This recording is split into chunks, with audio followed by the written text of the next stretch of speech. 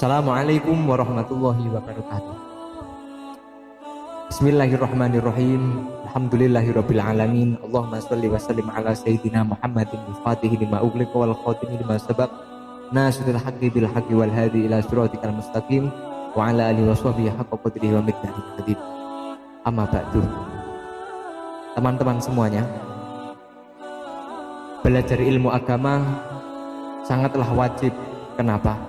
Karena kita diutus oleh Allah, kita diciptakan oleh Allah di muka bumi ini, diwujudkan oleh Allah, dihidupkan seperti sekarang ini karena disuruh untuk mengabdi, disuruh untuk beribadah, menyembah kepada Allah Subhanahu wa Ta'ala. Maka sudah menjadi kewajiban bagi kita di dalam penyembahan seorang hamba kepada Allah dengan penyembahan sesuai protokol, sesuai syarat dan rukun penyembahannya. Contoh, dalam sholat, rukun, syarat, sahnya sholat, kita harus paham betul. Wudhu seperti apa, sahnya sholat juga tergantung sahnya wudhu juga. Sedangkan sahnya wudhu juga tergantung nanti pakai airnya kayak gimana yang boleh buat wudhu. Tapi di sini saya ingin membahas sedikit tentang hal-hal yang membatalkan wudhu dulu. Kenapa? Karena ternyata masih banyak teman-teman kita yang belum paham tentang apa sih yang membatalkan wudhu. Contoh, suatu saat saya melihat ada seseorang wudhu di salah satu masjid. Nggak sengaja setelah wudhu kakinya menginjak kotoran cicak, dan dia menyangka bahwa wudhunya batal. Batal wudhu saya harus wudhu lagi. Nah, ini salah satu contoh kecil. Ada contoh lagi, ada seseorang wudhu. Nah, setelah wudhu dia minum dan juga makan cemilan-cemilan itu. Ditegur sama temannya, wudhu kamu batal, kamu habis wudhu kok makan. Ini masih salah paham juga. Ternyata banyak dari teman-teman kita yang masih belum begitu paham apa saja hal-hal yang membatalkan wudhu.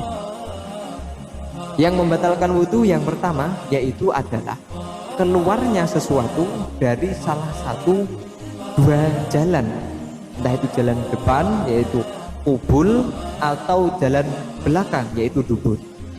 Apapun yang keluar dari dua jalan tersebut, entah itu suatu hal yang lumrah seperti kencing, kotoran, buang air besar, atau sesuatu yang bukan lumrah, misalnya keluar kerikil, keluar apa aja, kayu, batu dan lain sebagainya, keluar dari jalan tersebut akan membatalkan wudhu. Kecuali satu hal, apa itu? Mani. Contoh, misal ada seseorang ngempet rabi, akhirnya dia ngelus-ngelus tiang listrik, dilus-lus, keluar mani. Lah ini nggak wajib mandi, nggak wajib mandi, nggak batal wudhunya, tapi cuma wajib mandi. Maaf, saya agak ada kesalahan sedikit tadi ya, tulisan. Jadi dia tidak batal wudhunya, tetapi wajib mandi. Itu keluarnya sesuatu dari dua jalan, entah itu berbentuk atau tidak. Ada yang nggak berbentuk, ada apa, kentut. Nah, kentut nggak berbentuk. Nah, kalau bahasa Jawanya rupo ono tanpa rupo, swara tanpa rupo, ya swara tanpa rupo, yaitu kentut. Yang kedua yaitu zawalul akli, hilangnya akal. Jadi hilang kesadaran kita itu bisa menyebabkan wudhu kita batal. Entah sebabnya apa, pingsan, epilepsi, tidur dan lain sebagainya. Kecuali orang yang tidur dengan keadaan duduk, menetapkan pantatnya di lantai seperti inilah, tidur seperti ini. Yang ketiga yang membatalkan wudhu lagi, iltiqa'u basarotai rajuli wal mar'ati.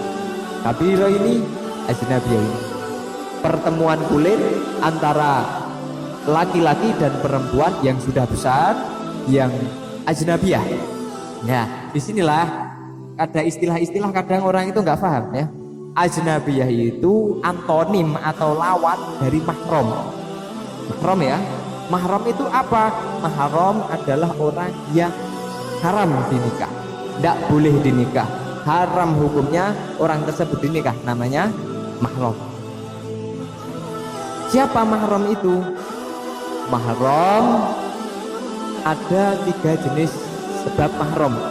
Satu sebab nasab atau darah keturunan, yang kedua disebabkan sepersusuan, yang ketiga disebabkan musuharah atau mertua. Ini nanti akan saya bahas di segmen tersendiri mahram ini ya. Pada saya singkat saja di sini, mahram itu ya ayah, ibu, mbah ke atas, saudaranya ayah, saudaranya ibu, anak, cucu ke bawah, itu mahram nasab. Mahram rodok tunggal sepersusuan, yaitu mahram yang kita pernah disusui oleh orang tersebut sebelum umur kita 2 tahun dan menyusunya lebih dari 5 hisapan, dan nanti akan saya bahas tersendiri. Mertua juga, itu juga mahram, nggak boleh dinikah. Artinya ketika kita bersentuhan kulit dengannya, wudhu kita tidak batal, tidak batal. Dan mahram ini abadi. 3 mahram tadi abadi. Mertua, meskipun ada seorang laki-laki udah bercerai dengan istrinya, mertuanya tetap mahram, nggak boleh terus istrinya diceraikan karena cantik ibunya, akhirnya nikah sama ibunya, nggak boleh. Nah, yang selanjutnya yaitu menyentuh kubul atau dubur dengan telapak tangan yang dalam, yang sini ya. Telapak tangan dalam itu ketika 2 telapak tangan dikumpulkan nggak kelihatan, itu namanya telapak tangan yang dalam tanpa penghalang. Kalau nyentuh langsung maka wudhunya batal. Kalau ada penghalangnya, sarung misalnya gatal dikukuri di sarung, ya nggak batal. Mungkin itu yang bisa saya sampaikan. Nanti kalau ada pertanyaan silahkan ditanyakan di nomor WA yang tertera di sini, dan atau DM langsung di IG Pondok Negeri atau di komen. Cukup sekian. Wassalamualaikum warahmatullahi wabarakatuh.